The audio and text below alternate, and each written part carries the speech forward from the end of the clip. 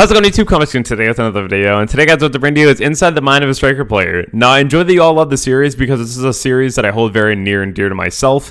It shows you a very clear pathing into my own mindset when I'm playing the deck. How do I go about boards? How do I go about other decks? How do I really try to break a board? What do I think about when my opponent's setting up their own board? How do I look at my own hand and be able to determine, like, okay, if I draw this card, then I'll be able to do this play, or with what I have right now, what can I really do to be accomplishing this board break? As you'll see, the board that I'm about to break is very nasty and hard to play around, so you really have to make sure that your hand is nice and that you're able to really understand pathing. Otherwise, you can kind of get lost and make one misstep and lose the game. So again, I really do hope that you enjoy this video because there's two very good replays today. We'll be starting off on EDO Pro and switching to DB with my current Go Second Striker list at the current moment. Without DPE, we are switching away from that now. As you guys know, the deck is always forever changing and there's always new ways to play it. So I'm always trying to find new builds every day to stay fresh and to keep the deck going as long as possible because, you know, Striker best deck. So I hope that you guys enjoyed the video. We'll be hopping right into the first replay here, and let's go right over my first thought process when I see my opponent start popping off here. So we start seeing the Fractal come down, the Cobalt, and then the Warblurg. We're going to be seeing that Cobalt come out here. We have no hand traps, so he's definitely going full combo here. The only thing that we really worry about right now is the Morglink, because that makes things untargetable, which is just so scary for us since we can't target anything alongside everything else that he will have on this board. We can definitely expect a Recital. Yeah, the Recital's here and it's going to make another Recital, make UFD, which is a monster negate, and it can also steal a monster, which is really scary. So that's exactly what he's doing here. He's going to go for the Fairy Jeet as well. Going to go ahead here and make that UFD. He does have the Canary, so that means that he will be ending on an Ensembled Robin too. Going to go ahead and use the Kit effect here to send Oath, which is a spell and trap negate if you control a Beast, Beast Warrior, and then Wing Beast monster, which will be coming very relevant for him here soon. Having the Morglink now, going to go ahead here and be able to cycle out a card with the Fairy Jeet. I'm going to go ahead here and summon out the Double Dragon Lords, which is a free return to the hand. Canary is going to be able to summon out that Ensembled Robin, and then end phase use some Morglink to summon out the Avian. So the reason that they're not summoning Barrier Statue anymore and they're summoning the Avian is because with this play, the Ensembled Robin is already able to bounce back things that are special summoned. So a lot of people feel more comfortable with this and just having a negation versus just like the Barrier Statue. I think that the Barrier Statue is still correct because you still have this to be able to like bounce whatever's threatening it. But they did want the negation on the board too. So that does make a lot of sense. But this is just the typical end board now. You'll see like the Harpy's Feather Storm, if they ever set one, typically is going to be like that. But it really depends on what their hand's like, because I don't believe that they can actually search it. I think that it's just something you have to hard see. So this is going to be their end board here.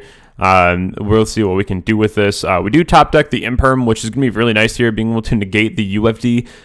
Again, this is just being able to pull a monster to their side of the board. So this is very scary at its least, because we are able to just hit it with an Imperm real fast. This is the nicest thing to hit. We don't really care about like the bounce, because if we have like a Ray into a Link, then we'll be able to just like swim back to Ray anyway. And we can usually play around things like this pretty easily. I'm going to go ahead and use the Imperm though on the UFD and see if he does anything to it. We'll be negating with the Avian. He doesn't know what we're playing because this is game one, so it makes a lot of sense because you'll be able to negate and steal, which is very, very good here, alongside the bounces and the Double Dragon Lord.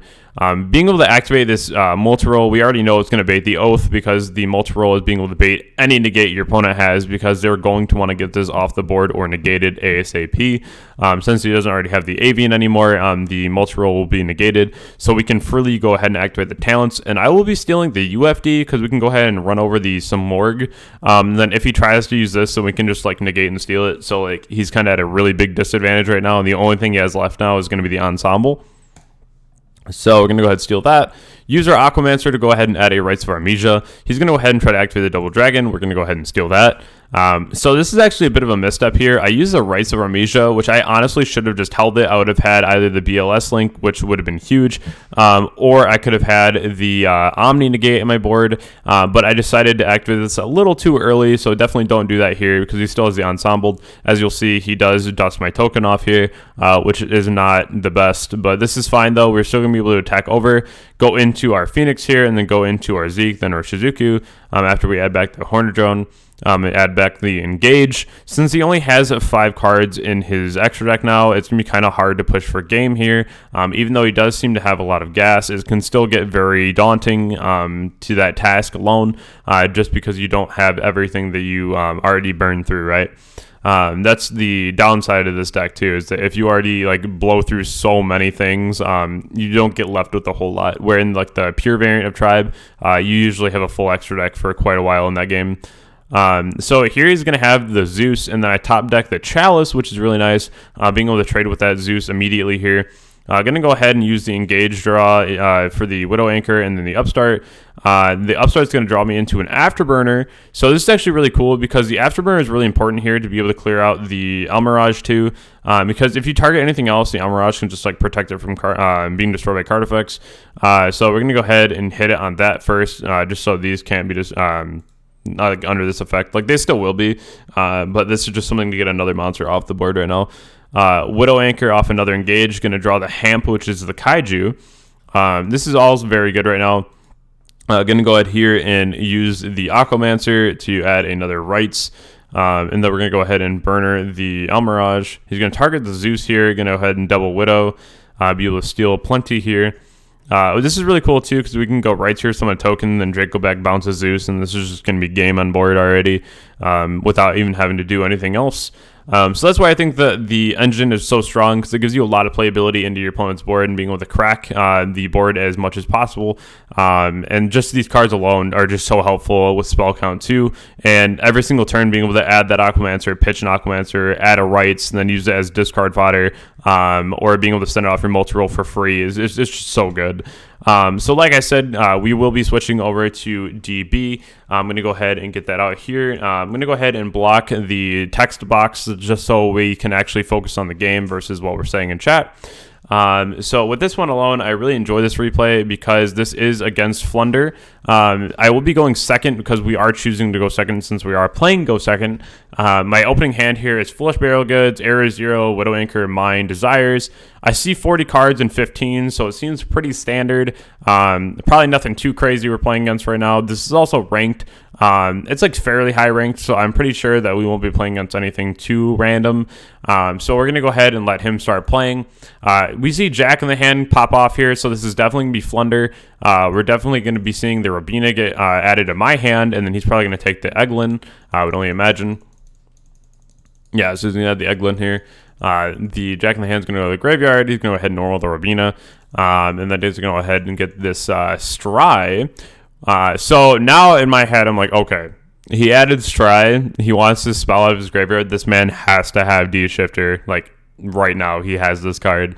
So that's always interesting because we have Mine. And people think that Mine is really toxic. But, like, if someone D-Shifters me, I won't feel bad about mining them. So, I mean, it's essentially doing the same thing to each other.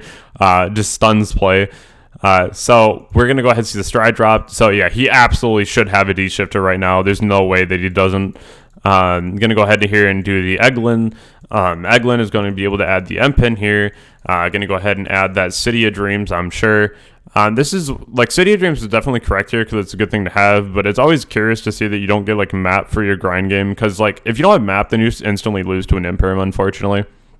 We do draw the Ash for turn, which is really nice. We know he has City of Dreams, but we don't know what the other set is. It could be anything. And so we're going to go ahead and bait this Shifter out with the Foolish Burial Goods directly interacting with our graveyard. So I fully expect a D-Shifter to get dropped behind this. And then there it is, of course. He's going to be able to have that because he kept the grave clear. Going to go ahead and just banish an Imperm, it's totally fine. And then just mine him because, you know, mine.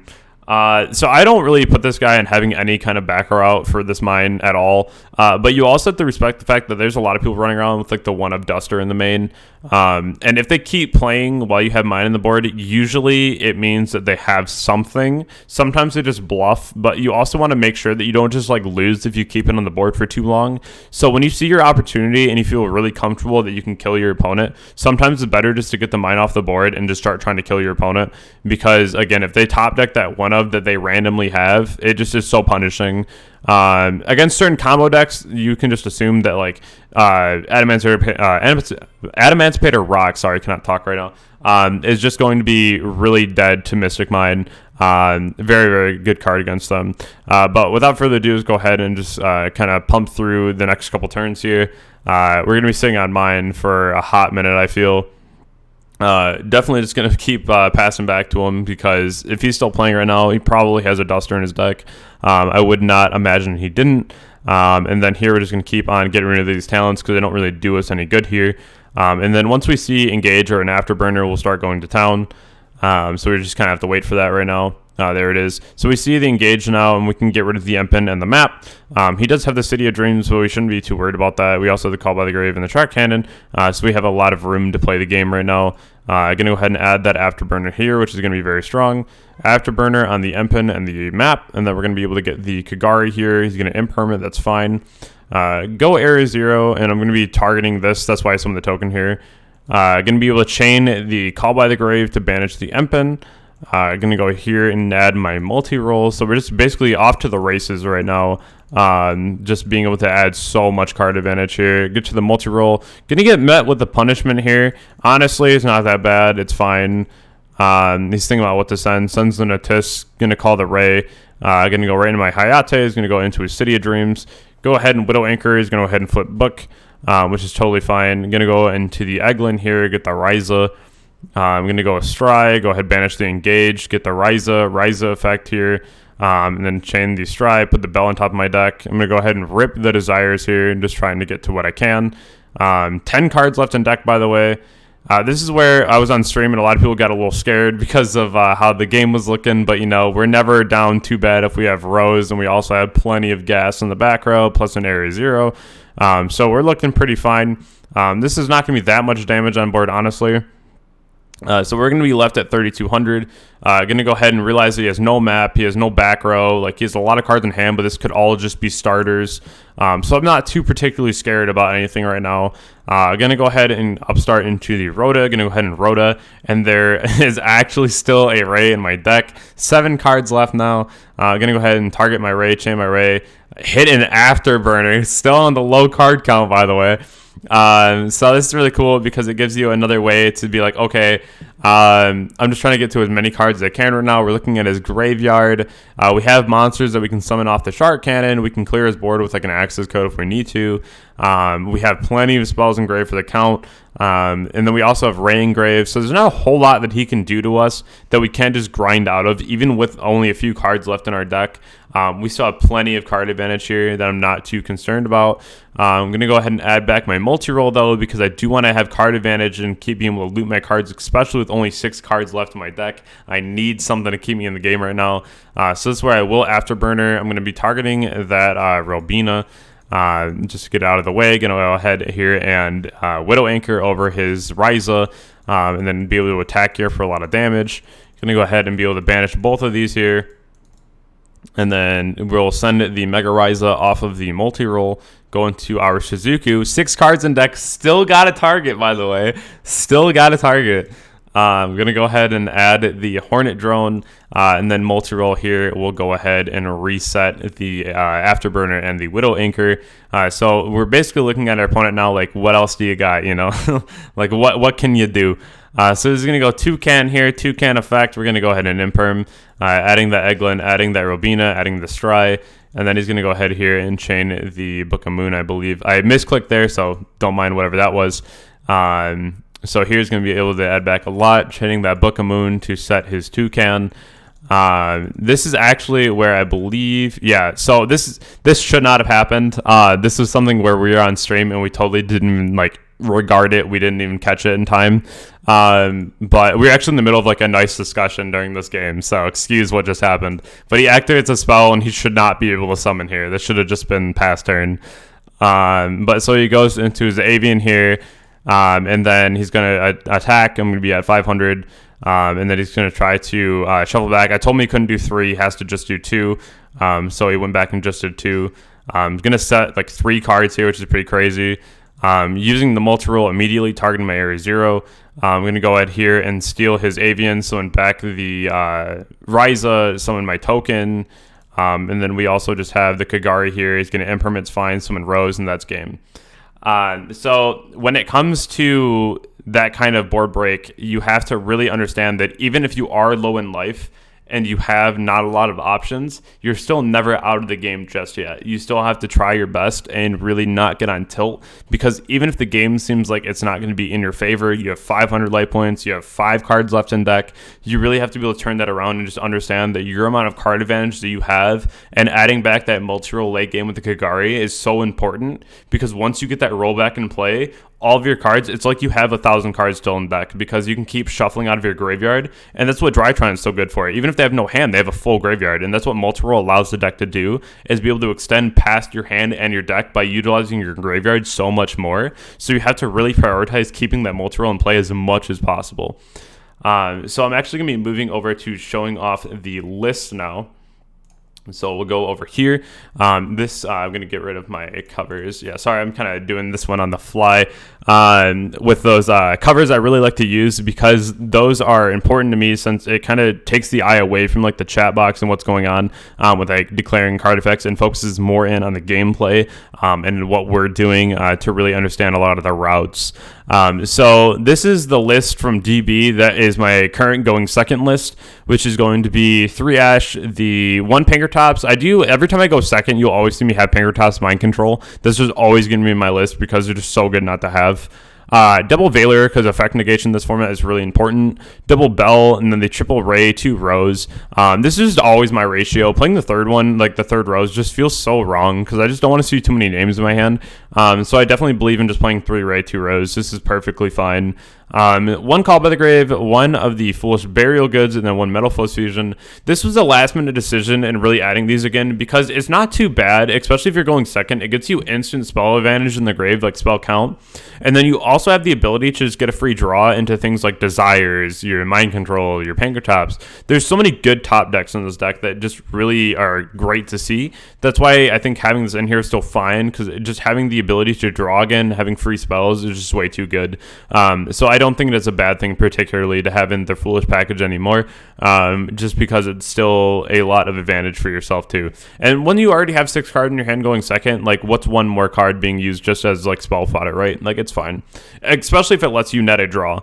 The 1 Mind Control, 1 Mystic Mind, you still play the 1 of, just because it's free to have, especially if you like are playing against like ridiculous combos such as Adamant Spit or Rocks. Being able to drop this on them immediately, game 1 especially, they just kind of lose. They don't really have an out for it. Triple Desires, this feels so much better to play Desires again after playing DP. I hated the DP package after playing it for like a couple weeks. Having the Desires package back in the deck just feels so much better. Free card advantage, especially going second. More spells in the graveyard. You're already maxing out in a lot of ratios, so just seeing extra cards is so nice. Plus, like, you're not seeing like dead bricks in your hand too. It's so good. 1 Rhoda, 1 Air Zero, double the double the Afterburner. I was about to say no terraforming in this list, by the way. We are just playing like the 1 of field spells. I'm not even playing set rotation right now. I think these are just fine to have 1 and 1. But double Afterburner, I wanted to bump this up to 3, but I think 2 is just fine.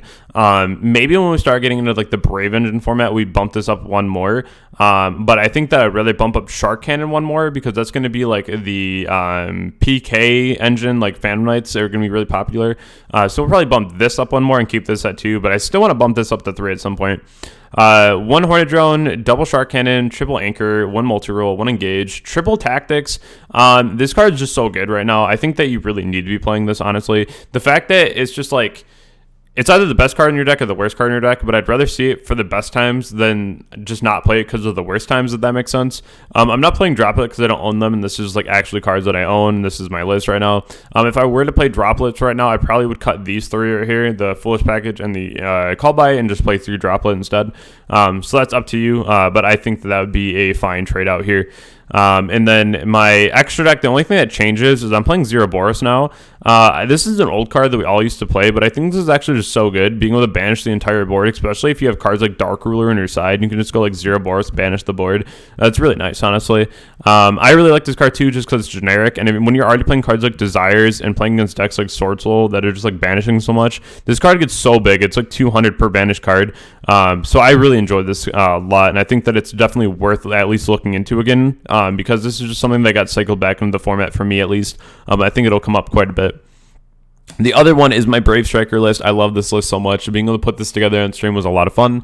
I really do believe in this list, and I think that it will be something that will be definitely a bigger deck coming into the newer formats. But one of Hamp, the Kaiju, still very strong, of course, just having the one of searchable Kaiju. Like, what more could you ask for, the other card, like, I can't believe we still haven't gotten there yet. The one of Griffin, triple Ray, 2 Rose, 3 Aquamancer. Again, this is a free summon or is able to search the rights, which is just so good. Being an extender and a searcher is just insane. 2 Ash, 2 Valor, 2 Imperm. This is my 2 of handship ratio that you guys always know that I'm on. It's just really nice for variety in your hands, and you get a lot of different options with the hand traps as well, which I like a lot.